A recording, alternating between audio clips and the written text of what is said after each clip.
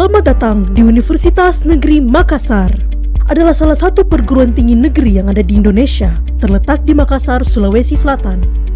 Sebagai lembaga pendidikan tinggi, memiliki tanggung jawab dalam pengembangan bidang pendidikan dan non-kependidikan. Untuk mewujudkan tanggung jawab tersebut, Universitas Negeri Makassar menetapkan visi sebagai pusat pendidikan, pengkajian, dan pengembangan pendidikan, sains, teknologi, dan seni yang berwawasan pendidikan dan kewirausahaan. Visi tersebut telah mengantarkan Universitas Negeri Makassar pada tahun 2017 sebagai perguruan tinggi unggul terakreditasi A, meraih peringkat sumber daya manusia terbaik ketiga secara nasional. Universitas Negeri Makassar telah meraih Standar Nasional Indonesia SNI Award kategori organisasi perguruan tinggi seluruh Indonesia, menjadi Satker Pengelola Keuangan Terbaik pertama tahun 2017 dan mengantarkan Universitas Negeri Makassar menjadi salah satu perguruan tinggi LPTK terbaik di luar Pulau Jawa dan peringkat 20 perguruan tinggi terbaik secara nasional. Saat ini, Universitas Negeri Makassar memiliki 94 program studi yang tersebar pada 9 fakultas dan 1 program pasca sarjana.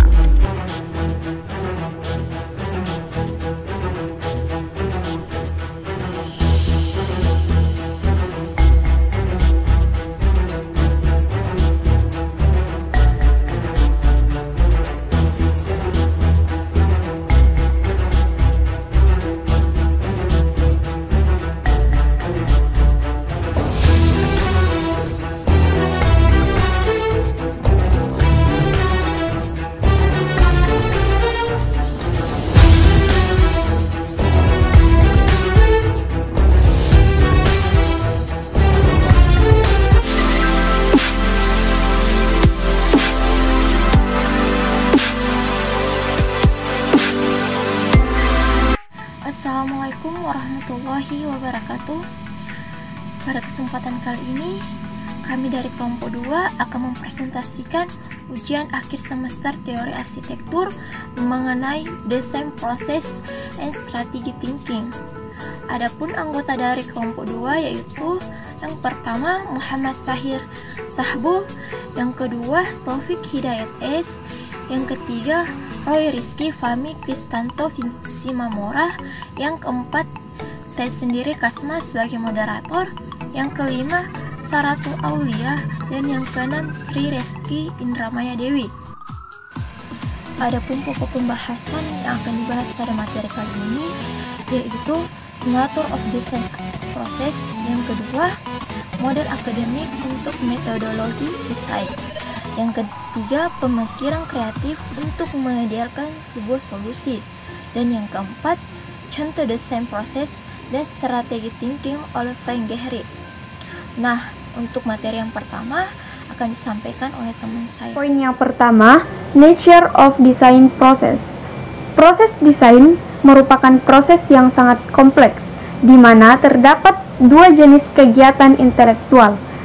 Kegiatan intelektual yang tidak disadari yang berkaitan dengan kemampuan intelektual dan kreatif perancang, kemudian aktivitas intelektual yang disadari terkait dengan rasionalitas dan kemampuan logis desainer.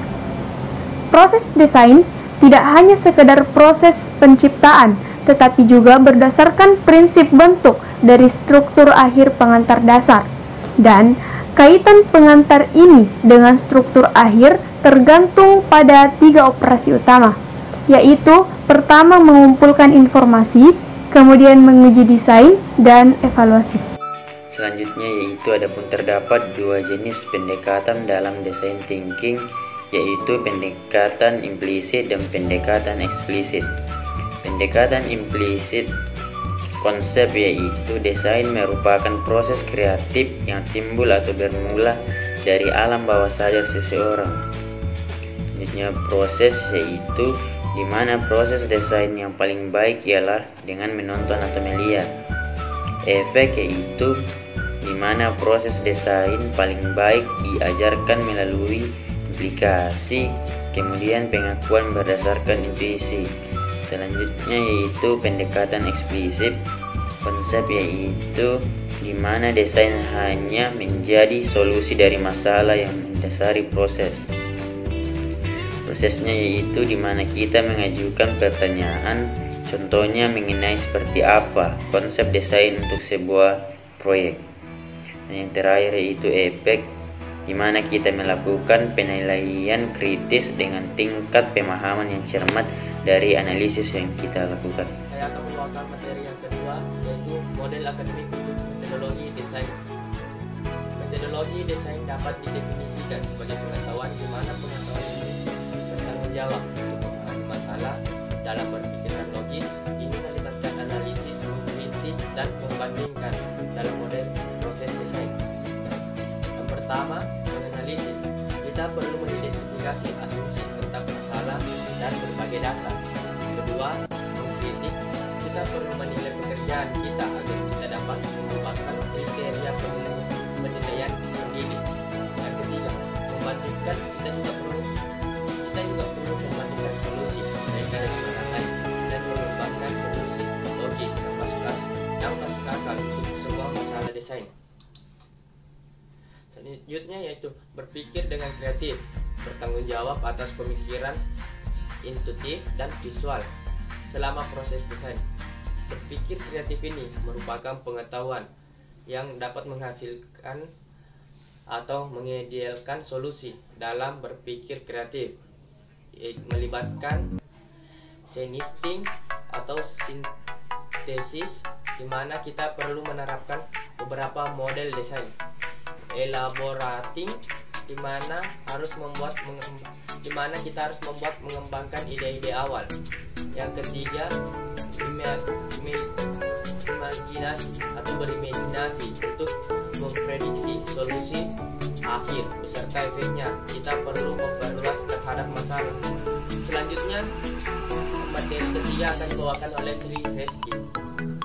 Yang ketiga, pemikiran kreatif untuk mengidealkan sebuah solusi.